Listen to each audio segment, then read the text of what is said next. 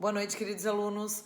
Hoje a nossa aulinha é sobre direito coletivo do trabalho. Nós até aqui estudamos sobre direito individual do trabalho, em que as relações, patrão e empregado estão em patamares diferenciados. Então, para que trabalhador e empregado estejam no mesmo nível, o direito do trabalho, o direito individual do trabalho, ele tem princípios e normas para igualar o trabalhador ao nível do seu patrão, No direito coletivo não há essa diferença. De um lado estão o sindicato dos trabalhadores e do outro o sindicato dos patrões. Estão, a princípio, no mesmo nível, Direito do trabalho, então, segundo Sérgio Pinto Martins, é o segmento encarregado de tratar da organização sindical, da negociação coletiva, dos contratos coletivos, da representação dos trabalhos e da greve, que mais eu poderia falar aqui para vocês? Então, o direito coletivo do trabalho, ele também vai tratar do dissídio coletivo, da sentença normativa, que é uma decisão. Quando não há o acordo ou convenção coletiva, ocorre um dissídio coletivo e vai ser resolvido por uma sentença normativa, Organização sindical. O conceito, de organização sindical está no artigo 511 da CLT. Sugiro que vocês deem uma lida. Ele diz o seguinte: é lícita a associação para fins de estudo, defesa e coordenação dos interesses econômicos ou profissionais de todos os que, como empregadores, empregados, agentes ou trabalhadores, autônomos, profissionais liberais, exerçam respectivamente a mesma atividade, profissão ou atividades ou profissões similares ou conexas, Então, portanto, o sindicato é uma associação de pessoas físicas ou jurídicas que exerçam atividade profissional ou econômica para a defesa dos direitos dessa categoria, inclusive em questões judiciais ou administrativas,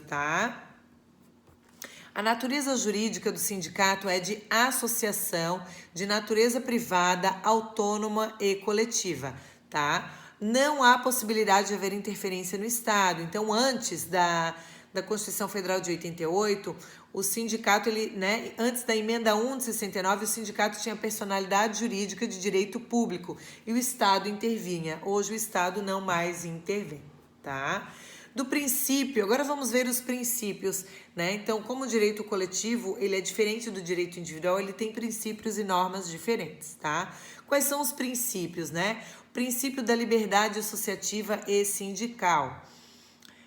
Ele se desdobra na liberdade de associação e na liberdade sindical.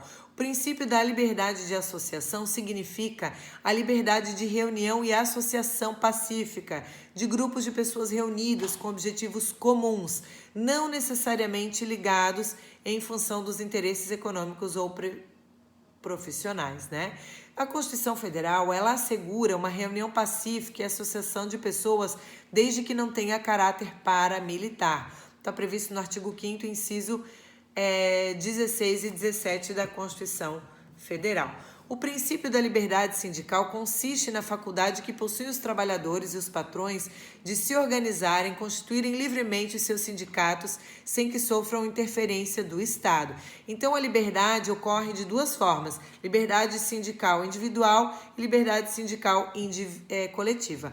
A liberdade sindical individual é a faculdade que tem o patrão ou o trabalhador de livremente se filiar, manter-se filiado ou se desfiliar da sua categoria, do seu sindicato. E a liberdade sindical coletiva possibilita que trabalhadores e empregadores se unam, para construir livremente o seu sindicato. A Constituição Federal de 88, ela não permitiu uma liberdade sindical ampla, porque ela previu a unicidade sindical, Não pode haver mais de um sindicato por município. Isso está previsto no artigo 8º, inciso 2 da Constituição Federal. Digo até a vocês que deem uma lida no artigo 8º da Constituição Federal. Princípio da autonomia sindical. Consiste na faculdade que os patrões e os trabalhadores se unam e se organizem os sindicatos, criem os sindicatos e se auto-organizem, internamente, sem interferência do Estado. Eles podem participar da administração, da autogestão, sem a interferência e a intervenção do Estado, Diante desse princípio, os associados também podem encerrar livremente a associação, o sindicato, autoextinção. Para a dissolução do sindicato por um ato externo, é necessário uma decisão judicial com trânsito em julgado. O princípio da autonomia sindical, ele só ganhou força com a Constituição Federal de 88, que eliminou o controle do Estado, né, sobre a estrutura dos sindicatos. Promoveu, né, essa autonomia dos sindicatos, cada sindicato que vai promover a sua organização, a sua atuação, né? Vai defender os interesses individuais e coletivos da categoria, tanto no âmbito administrativo como judicial, e tornou obrigatória a participação do sindicato nas negociações coletivas, nos acordos e convenções coletivas, né? Criação e registro do sindicato. Então, primeiro, o sindicato, ele precisa ser criado, né? As pessoas se unem, trabalhadores ou patrões se unem para formar um sindicato. Eles se unem, vão formar um ato constitutivo, vão registrar num cartório de registro esse ato constitutivo. E depois eles vão registrar no Ministério do Trabalho para conferir personalidade jurídica de sindical, né? Hoje não há mais o Ministério do Trabalho, né? Ele pertencem ao Ministério da Economia, a uma superintendência, tem outro nome. Mas então não há mais Ministério do Trabalho, é uma Secretaria do Trabalho pertencente ao Ministério da Economia, tá ok? Essa necessidade de registro no Ministério do Trabalho, que não é mais ministério, ocorre para verificar a base territorial. Só isso que vai ser verificado. Se não há nenhum sindicato naquele município, daquela categoria, o Ministério do Trabalho não pode negar, tá ok? O que mais poderia dizer aqui para vocês?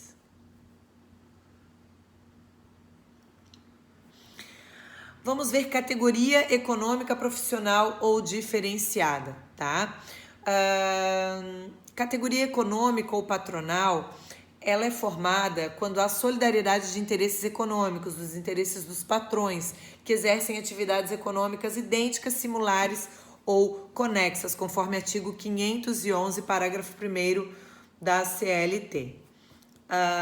Atividades similares são aquelas que elas exploram ramos ou negócios semelhantes, por exemplo, hotéis e restaurantes. E conexas, por exemplo, serviços de alvenaria, hidráulica, pintura, são complementares, né? Várias atividades da construção civil. A categoria profissional de trabalhadores, ela é formada pela existência de similitude da vida oriunda da profissão ou trabalho em comum, na situação do emprego na mesma atividade econômica, com atividades econômicas similares ou conexas, tá? Quando a empresa não tem uma única atividade, o empregado ele estará enquadrado de acordo com a atividade preponderante da empresa, conforme artigo 581, parágrafo 2º da CLT. Bom, a categoria profissional diferenciada está prevista no artigo 511, parágrafo 3º da CLT. E quais são? Aeronautas, publicitários, vendedores, viajantes, professores, cabineiros, ascensoristas, né, de elevadores, secretárias, advogados. Então, esses, às vezes, eles não estão no acordo ou convenção coletiva da categoria, eles estão na categoria diferenciada. Mas, para valer as regras dele, o patrão ou o sindicato da categoria tem que ter sido chamado para participar, tá ok? Sindicato, federação, confederação. Bom, o sindicato ele está ali no município, não pode ter mais de um da mesma categoria no município. Então, o sindicato está ali no município. Federações são entidades sindicais de nível superior, organizadas no estado. Então, é necessário ter ao menos 5 sindicatos, né, para formar uma federação. Quando as categorias não forem organizadas por sindicatos, as federações poderão celebrar os acordos, convenções coletivas, tá ok? Bem como instaurar dissídios coletivos. As confederações são as entidades sindicais de nível superior, no grau máximo, né? A nível nacional. Então, tem que ter, no mínimo, 3 federações para formar a confederação. As confederações são formadas por ramo de atividade, como, por exemplo, Confederação Nacional da Indústria, Confederação Nacional do Comércio, Confederação Nacional dos Trabalhadores do Comércio. Quando as categorias também não forem organizadas nem em sindicatos nem em federações, são as confederações que vão celebrar os acordos ou convenções coletivas, bem como instaurar dissídios coletivos, tá ok? Vamos lá. Unidade sindical, unicidade sindical e pluralismo sindical. A unicidade sindical é como ocorre aqui no Brasil, né? Conforme artigo 8º, inciso 2 da Constituição Federal. Só pode um sindicato por município. Isso é por regra, tá ok? A unicidade sindical é quando também só há um sindicato da categoria, mas não por determinação da lei, e sim por causa do amadurecimento das partes e acharam mais importante ter um sindicato forte do que ter vários ali no município. Pluralismo sindical ocorre quando há mais de um sindicato da categoria na mesma base territorial. Isso está previsto na Convenção 87 da Organização Internacional do Trabalho. Esse é o sonho da OIT. O Brasil não ratificou essa Convenção 87 da Organização Internacional do Trabalho. Então, aqui vale a unicidade sindical, um sindicato por município de cada categoria. Temos o sistema de custeio do sindicato. Nós temos o sistema legal, é a contribuição sindical mencionada na parte final do inciso 4 do artigo 8º da Constituição. Hoje ele é facultativo e era aquele obrigatório, que equivalia a um dia de trabalho. Tá ok, pessoal? Temos também o sistema assistencial, que é só devido aos associados, está previsto na convenção o acordo coletivo. Tem o sistema confederativo, aquela contribuição também é fixado num valor, mas para os associados, para pagar a confederação. E tem também o sistema voluntário, que é aquela paga mensalmente pelos associados, conforme previsto no edital. Bom, pessoal, essa era a aulinha de hoje. A aula que vem nós vamos estudar a parte 2 do Direito Coletivo de Trabalho e já já vem a nossa provinha. Parabéns a todos, até mais!